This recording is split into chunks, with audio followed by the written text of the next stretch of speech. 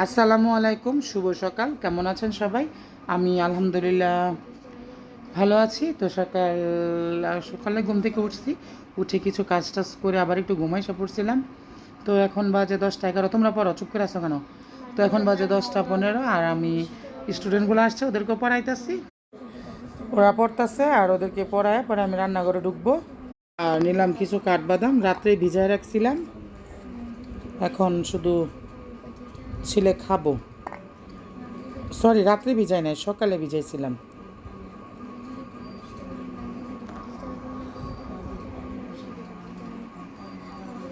তো এখন খাবো, খেয়ে তারপর রান্না করে ঢুকবো। বেশি কিছু রান্না করব না, একটা পাতলা ডাল রান্না করব, ডিম বোনা করব, শুটকির ভর্তা করব। এই হচ্ছে আজকের রান্না।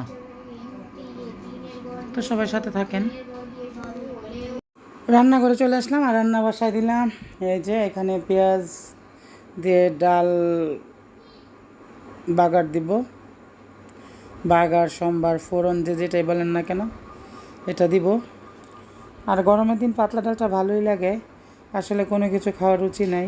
কয়দিন যাবৎ মনটা এত খারাপ, মানে এত বেশি খারাপ যে উপরওয়ালা জানে আর আমি জানি।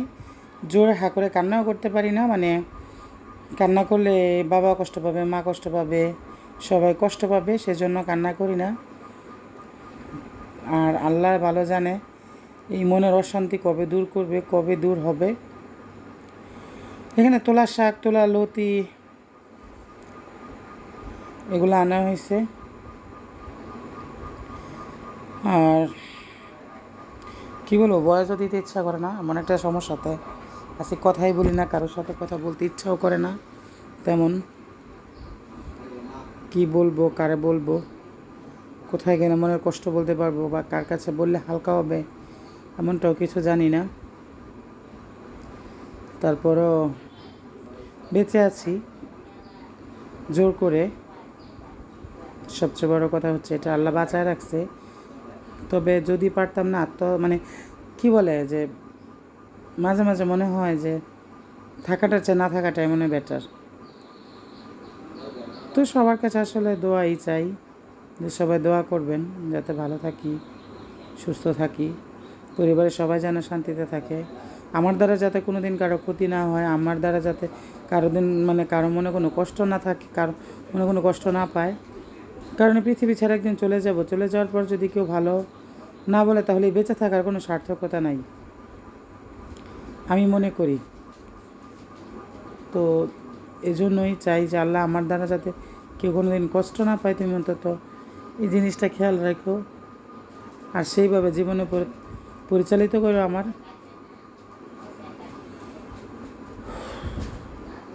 আসলে এমন একটা মানুষ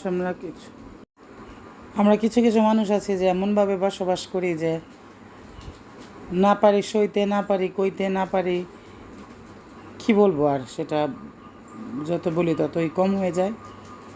তবে মাঝে মাঝে মনে হয় যে আসলে সবার সাথে শেয়ার করি দুঃখগুলা। তবে আবার এটাও শুনে যে তুমি তোমার দুঃখ কারোর সাথে শেয়ার করিও না, কারণ সেটা নিয়ে তোমার সাথে পরে টিটকারি করা হবে।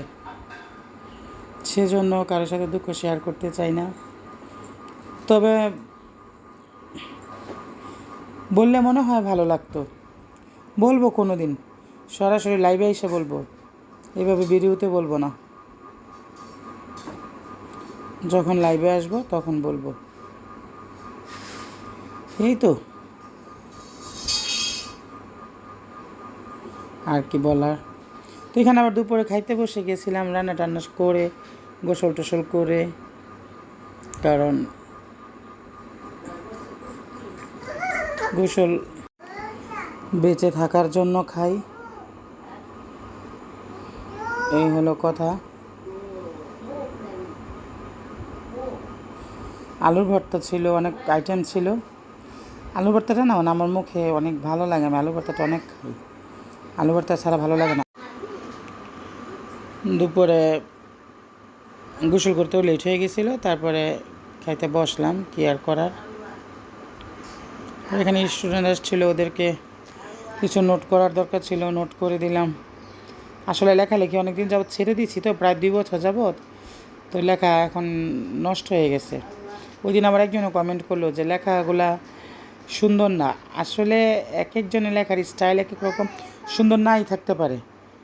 এটা কমেন্ট এইভাবে বলার আসলে কিছুই নাই। আমরা যারা কমেন্ট করি তারা অবশ্যই একটু খেয়াল করে কমেন্ট করা দরকার, যে আমাদের ফ্যামিলি পার্সন যারা আছে তারা আমাদের এগুলা দেখে, যে ফ্যামিলি পার্সন সবাই দেখে এগুলো আসলে আমাদের জন্য একটা প্রবলেম হয়ে যেত। কমেন্টগুলো হোক না সুন্দর, হোক না শিক্ষণীয়। আর এখানে সন্ধ্যার সময় বেবিকে কেক দেওয়ার জন্য কেক নিলাম। কেকটা ভালো মনে, তো যাই হোক, ভালো থাকবেন। আসসালামু আলাইকুম, আল্লাহ হাফিজ।